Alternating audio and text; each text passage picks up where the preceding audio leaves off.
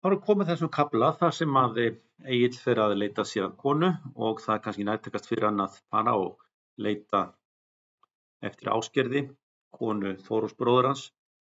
Einhverju finnst það kannski skrítið, en við skulum rifja kannski upp hérna ættartengslin að Ásgerður er dóttir þeirra Bjarnar Hölds og Þóru og síðan er önnur þarna dóttir Bjarnar af seinna hjónabandi og það er Bergunundur sem var sonur Þorgeirs Þyrnifótar sem kvænist Gunnhildi. Og það er gott að hafa í huga, því að nú taka við erfðamál, að Ásgerður hún er fædd utan lögbundins hjónabands. Að Björn hafði numið Þóru, móður Ásgerðar á brott, án leyfis bróður hennar og þar voru menn ekki sammála hvernig að var staðið að brúðkaupinu. Aftur á móti að Gunnhildur, sem er dóttir Bjarnar af seinna hjónabandi, hún var fædd í löglegu hjónabandi og þetta hefur þýðingu vegna deilna arf Bjarnar sem að nú fara í hönd. Og Ásgerður, besti vinur Egils, að hann ræðir við Egil eftir að Egill kemur til hans og Ari Björn tekur eftir því að Egill er mjög ókátur. Alltaf þegar Egill er ókátur þá þýðir það hann sé orðinn þunglyndur. Egill, hann er greinilega skotinn í Ásgerði. Ásgerður og hann, þau höfðu alist upp saman og eru á svipuðum aldri. En hann á mjög erfitt, þessi mikli þumbari Egill sem hann á erfitt með að tjá sig ást sína og það er ekki fyrir en að vinur hans Ari Björn gengur á hann og þá loksins getur Egill tjáð sig, ef að svo má segja.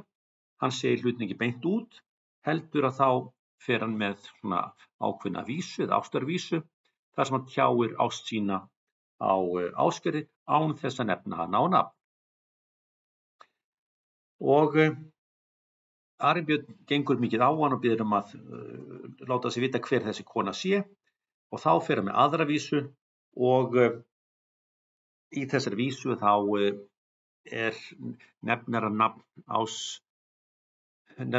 Ásgerðar svona undir dulnefni og loksins að þá segir Ari Björn að þetta sé Ásgerður sem hann sé ástfanginn af og Ari Björn hann gengur í málið og það er rætt við föður hennar og loksins þegar kallarnir eru búin að tala saman að þá er hún spurð ráða.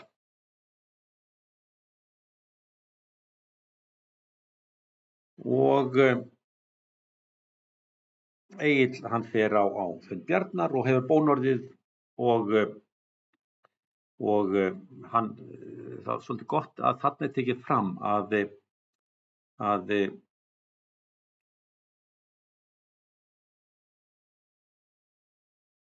Ari Björn fá að ráða og svo er það að haldið er brúðkaup. Og það er tekið fram eftir þetta er Egill allkátur og þegar Egill er allkátur þá er hann mjög ánægður. En nú komið að því í kafla 57 að Egill heldur til Íslands. Og Ari Björn vinur hans, hann mælir með því fyrir Egill að vera ekki lengur í Noregi. Hann er búinn að vera í 12 ár þarna. Hann fór 17 ára gamall út með Þórólfi. Nú er hann orðinn 29 ára gamall og ágætt hafa það í huga að Egill reyndi að drepa Eyvind, bróður Gunnhildar og þannig að honum kannski ekki vært lengur í Noregi. En þegar Egill kemur þá er faðir hans, Skallagrímur, mjög ánægður að sjá son sinn. Og það er tekið fram að Egill var með ógrynni fjár með sér. En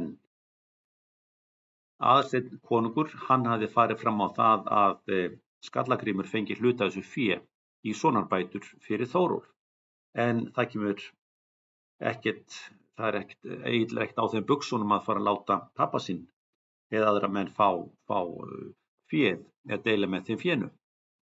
Og það líður tíminn og eftir heimkomuna þá fréttir Egill að Björn Höldur er látinn og að Bergunundur hann hafi tekið allt fé Bjarnar og haldið því fyrir sig. Það er að segja það fé sem Gunnhildur erfði, að þar er það náttúrulega karlmaðurinn sem að gætir peningana sem að eiginkona hans fær, en kannski, eins og Egill vill meina, að þá hefði Ásgerður átt að fá hluta af þessu fé. Þannig að hér hefjast þessar deilur erfðamál í Egils sögu og þetta er nú svolítið löng saga og snýst það að Björn Höldur og Þóra að þau eignust Ásgerði sem Egill er kvæntur og en þegar að Þóra dó að þá fékk Björn Höldur sér aðra konu og eignast með henni dóttur sem heitir Gunnhildur og það er Bergundur núna sem er giftur þessari Gunnhildi og það er Bergundur sem búin að hirða í rauninni allar eigur, allan arf frá Birni Höld og Egill hann stendur aftur móti í þeirri trú og er með þá skoðun að Ásgerður eigi jafnan rétt til föðurársins eins og Gunnhildur.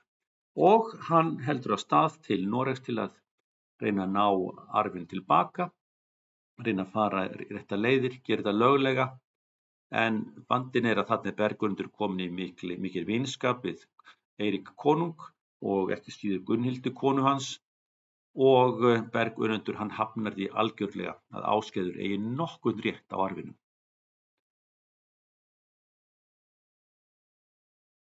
Þegar Egill kemur og ber fram kröfu sína að þá er Bergundur hann svarar bara svona snjallt, tala hann sé furðulega djarfur Egill að vera koma hingað bæði síðan ekki vinsæll hjá konungi og einnig að þá er hann undrandi því að Egill sé að kalla fram arfeftir fyrir konu sína. Því að hér segir, það er kunnugt alþýðu að hún er þýborin að móðerni. Og þetta eru stór orð sem þarna falla. Með því að kalla að hún sé þýborin, að það þýðir bara að hún sé fædd af ambátt. Þannig er tala það að hún sé ambáttar dóttir. Og Egill sér að það gangi ekkert í samningum að fá hans framgengt, þannig að hann stefnir honum á þing, eins og maður segir, I'll sue you, þannig að hann stefnir honum. Og þarna er í Noregi svokallaða Gulaþing sem kallað og Gulaþing bara svipað eins og Alþingi Íslendinga, að þarna geta menn komið og með kröfur og þarna eru bornir upp, þarna eru kveðnir upp dómar.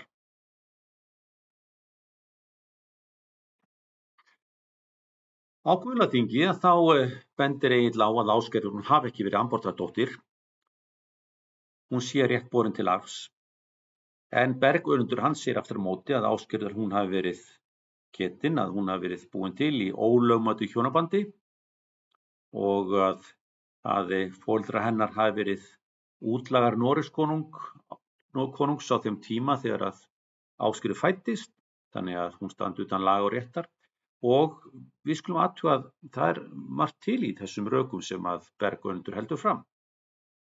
En Bergundur notar samt stór orð, hann kallar Ásgerði ambátt og það er ímyndað sér að það fari illa í Egil og Arnbjörn.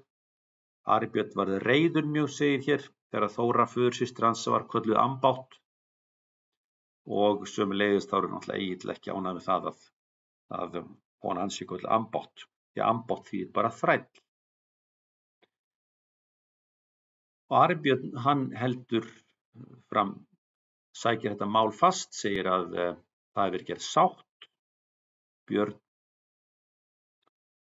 og Þórir að þeir hafi sæst, þó svo að hún hafi verið numin á brott, og í vitnaviðvist þá hafi verið sagt að Ásgerður fengi arf eftir föður sinn, og einnig hafi verið gerð sátt við konung, þannig að Björn varð aftur innlendur, hann var aftur þegn Noregs konungs og fékk öll þau réttindi sem að þar eru, þannig að hér líka á sterk rök sem að þarf að taka fyrir. Og þetta erfitt. Þarna konungur tvístígandi.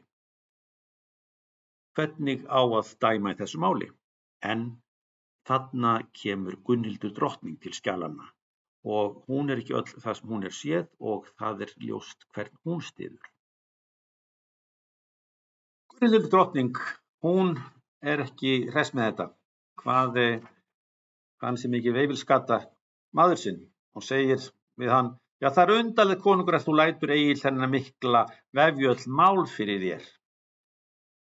Og hún kallar þarna á Álf Astmann bróður sinn, og hún biður hann að hleypa upp þinginu, því á þingi þá á náttúrulega að vera bara friður og ró og menn ekki að vera með vopn, og þarna ákveðin völlur sem er bara helgur sem menn afmarka með bandi, og hann rýkur þarna til að hann sker í burtu véböndin, brýtur niður stengur og bara rekur í burtu alla þingmennina, og þá verður náttúrulega ís og þys mikil. En þarna allir vopnlausir eins og á að vera á svona þingi, menn mega ekki verið með vopnin sín þarna. En þarna hefur Egill einn möguleika. Hann getur boðið Bergönundi hólmgöngu, hann skorar hann á hólm, og með hólmgöngu að þá snýst það bara það að sá sem að sigrar, hann fær allan arfinn. Þannig að hér snýst það bara hvor sterkari, og hér barist þangað til annar gefst upp eða þangað til annar dauður. Og þarna sér Egill fyrir sér að hann fari bara maður á móti manni, en konungur segist muni verja Bergunund, hann muni hjálpa honum, en ef hann vilji berjast við Bergunund, þá verði hann líka berjast við konung og menn hans. Og það kannski þyngra fyrir Egill að gera. Og Ari Björn segir við hann: jæja Egill, förum í brott. Ekki munum við hér umsýsla að sinni. Og Agli heitt í hamsi, hann gengur í burtu, en hann snýr sig við og hrópar yfir að hann banni öllum að nýta þær jarðir sem Björn Höldur átti. Þannig allar þessar jarðir, þá megi enginn nota þær annars sé honum að mæta. En spurningin, getur hann bannað þetta? Þarna hann sínan ákveðna þvermósku, svona svipað eins og Bergönundur. Þarna tveir þverir menn að deila. Það gengur nú illa að ná samningum þegar tveir þverir menn að deila, eins og Egill og Bergönundur. Og með því að banna öllum að nýta jarðir Bjarnar, þá bakar Egill sér reiði konungs. En hann í erfiðri stöðu. Hann hafði ofurefli að etja, og best að koma sér í burtu, og Ari Björn Viðars ráðleggur honum að koma sér bara hið snarasta í burtu. Egill geti bara ekki verið lengur þarna á staðnum, og hann skuli bara koma sér í burtu sem skjótast.